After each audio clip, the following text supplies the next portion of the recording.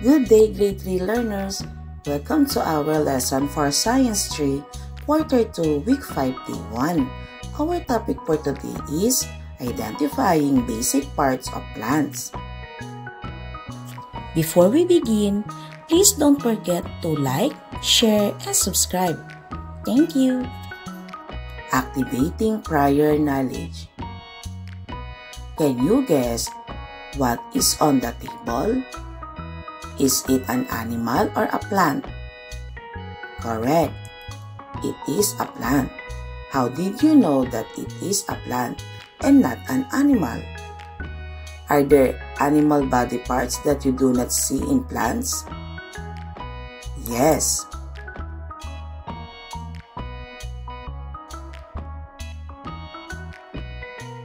What are they?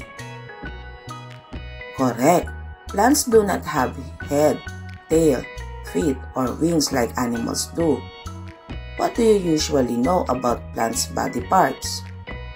What body parts do you think will help you identify if the living thing is an animal or a plant?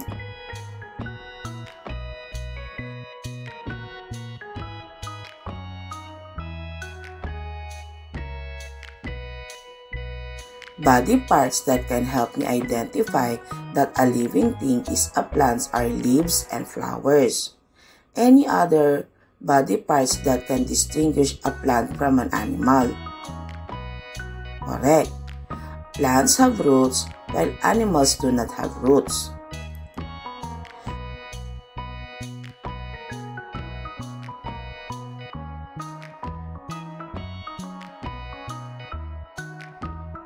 Lesson purpose intention. At the end of the lesson, the learner should be able to identify the basic parts common among plants.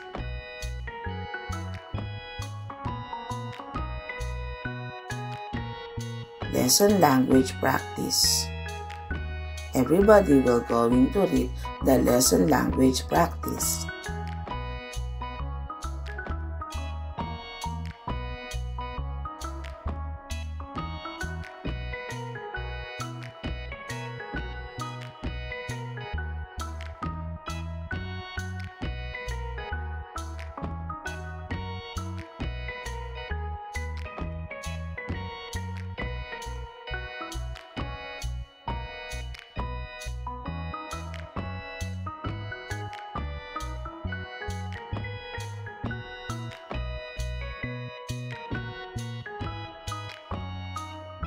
Reading the key idea stem. Here is the observation sheet that you will going to fill later.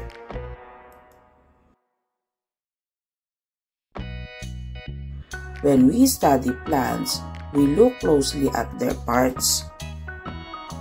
The roots, leaves, and stem. Each part has special features. Roots can be thin or thick, depending on how they grow.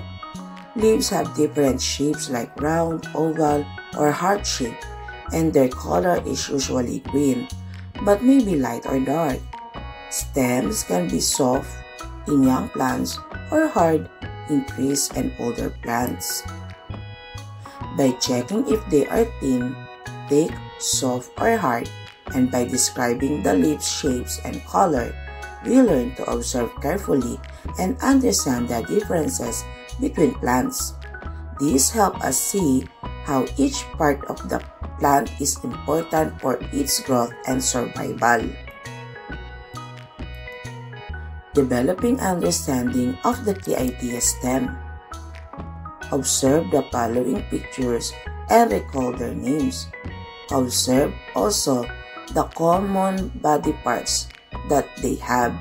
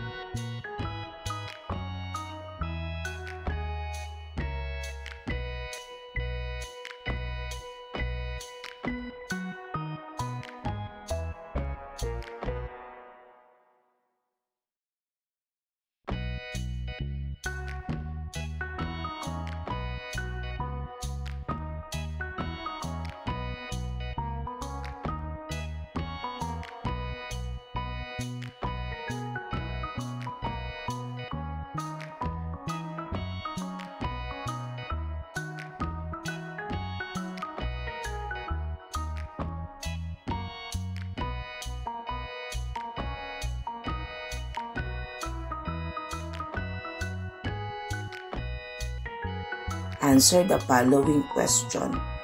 Let's analyze. Number 1. What are the 3 common parts you saw in all plants? Correct. They all have roots, stem, and leaves. Number 2. How are plant parts similar or different from one another? That's right. Some plants parts differ in their shape and size. Some leaves have similar shapes, but some leaves are bigger and wider than leaves of other plants. Some stems have thorns, while some have smooth surfaces. Some stems are woody, while some are greenish in color.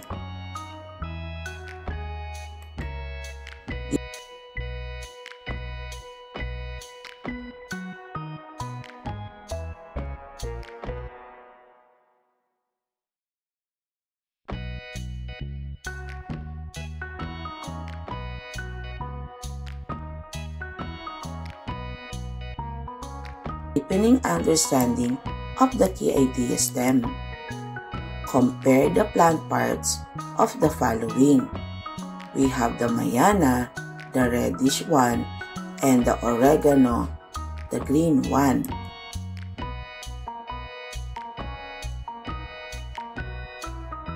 These 2 plants are the mayana and the oregano. What plant parts do you see in the center? That's right. They are called leaves. In what way are their leaves different? Correct. Oregano leaves are usually green, but the mayana leaves are the reddish purple. Observe the edges of the leaves. What do you notice? Correct. They have tooth-like edges. They are called serrated. How did we describe the edges of the bread knife in our language practice? It is serrated. So how would you describe the edges of the mayana and oregano? That's right. They are also serrated.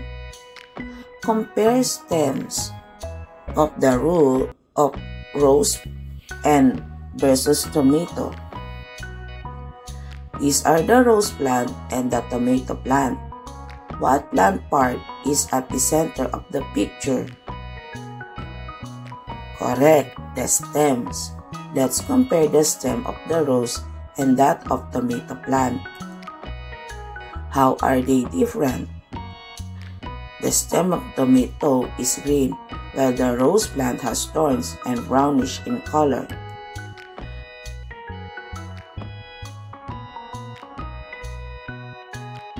Do you remember the words herbaceous and woody?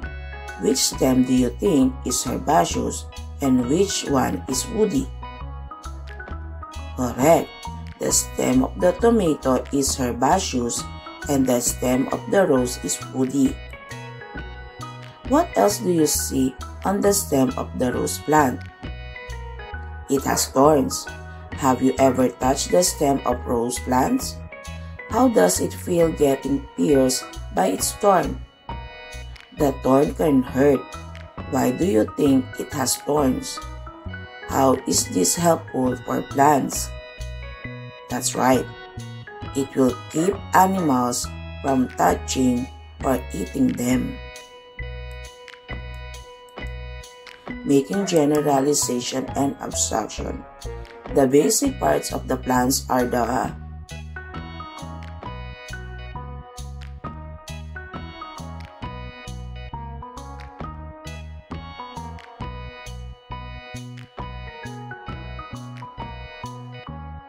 evaluating learning. What plant parts is being asked in this illustration of a representative plants? Write the name of the parts.